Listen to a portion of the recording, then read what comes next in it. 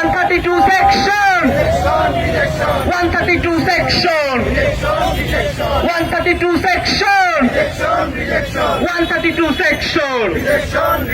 প্রিয় উপস্থিতি, এই মুহূর্তে আমাদের মাঝে বক্তব্য নিয়ে আসছে অ্যান্টি ফ্যাসিস্ট কোয়ালিশনের সাধারণ সম্পাদক এস এম তারিম ভাই। এস এম তারিম ভাইকে বক্তব্য রাখার জন্য অনুরোধ করছি।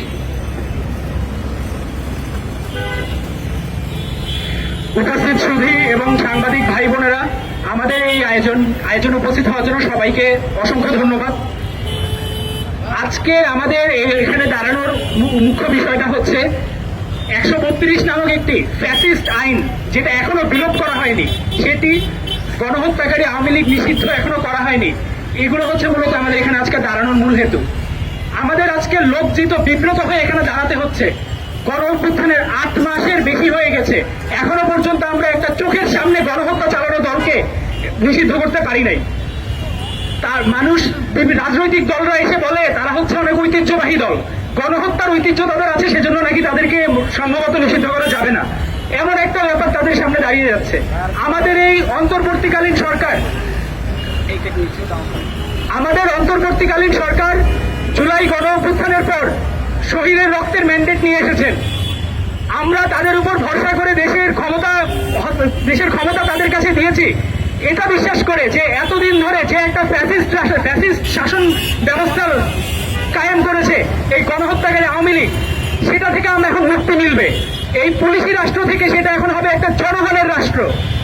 তাই আমাদের অন্তর্বর্তীকালীন সরকার বেশ কিছু সংস্কার কর্ম হাতে নিয়েছে, কিন্তু এই সবচেয়ে বড় এই ফ্যাসিস্ট নিয়ম 132 আইন, সেটা এখনো কেন বাতিল হলো না? অন্তর্বর্তীকালীন সরকারের কাছে জবাব চাই। পুলিশ সংস্কার কমিশন গঠন হয়েছে, যদি আমরা আমাদের এই সরকারি একটা ফ্যাসিস্ট সিস্টেমের সবচেয়ে বড় বেনিফিশিয়ারি থাকে সেখানকার সরকারি কর্মকর্তা কর্মচারীরা, কারণ তাদেরকে দিয়েই তারা ফ্যাসিস্ট রেজিমটা কায়েম করে। তাহলে আমরা যদি সেই ফ্যাসিস্ট কর্মকর্তা কর্মচারীদেরকে শাস্তির আওতায় আনতে না পারি, তাহলে কিভাবে আমরা ফ্যাসিস্ট সিস্টেমকে বিলোপ করব? এই প্রশ্ন আমরা অন্তর্বর্তীকালীন সরকারের কাছে দিয়ে যেতে চাই। এই ফ্যাসিস্ট সিস্টেমকে যদি আমরা বিলোপ করতে না পারি, তাহলে আমাদের ফ্যাসিস্ট দলকে নিষিদ্ধ, শুধুমাত্র ফ্যাসিস্ট দলকে নিষিদ্ধ করে আসলে কিন্তু লাভ নাই। যুগে যুগে আরো ফ্যাসিস্ট দল আসবে। এই ফ্যাসিস্ট সিস্টেম একটা রাজনৈতিক দলকে, একটা সম্পূর্ণ নির্দোষ রাজনৈতিক দলকেও ফ্যাসিস্ট বানায় তুলবে একটা টাইমে। তো আমাদের প্রথমত দাবি, আমাদের এই শাসনতন্ত্রের যত ফ্যাসিস্ট নিয়মগুলো আছে, আইনগুলো আছে, 132 আইন আছে, এগুলো আমাদের নিষিদ্ধ করতে হবে যত দ্রুত সম্ভব।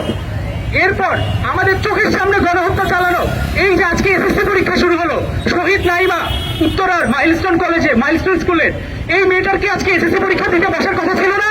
তার সিটটা আজকে খালি, কেন খালি? এটার উত্তর কি ইন্টারিম এখনো দিতে পারবে? কিন্তু এর উত্তরটা হতে পারত গণহত্যাকারী আওয়ামী লীগকে নিষিদ্ধের মাধ্যমে, কিন্তু তারা এখনো সেটা করতে পারেনি। তাদের জন্য একরাশ আমাদের পক্ষ থেকে দীর্ঘ নিঃশ্বাস, এই শহীদের দীর্ঘ নিঃশ্বাস তাদের উপর অভিশাপ হয়ে পড়ার আগে তারা যেন আওয়ামী লীগকে নিষিদ্ধ করে, এই বিকার যেন তাদের জাগ্রত হয়, এটা আমরা প্রার্থনা করি।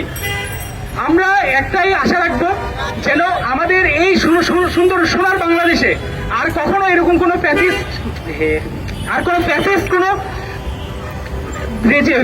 কোনো শাসনতন্ত্র কায়েম না হয়, এবং যারা ফ্যাসিস্ট শাসনতন্ত্র কায়েম করেছে তাদেরকে অবশ্যই নিষিদ্ধ করতে হবে এবং অবশ্যই তাদেরকে অতি দ্রুত বিচারের আওতায় আনতে হবে। ফ্যাসিস্টদের জন্য নো মার্সি। ইনকিলাব। ধন্যবাদ। আমি আমার বক্তব্য শেষ করছি।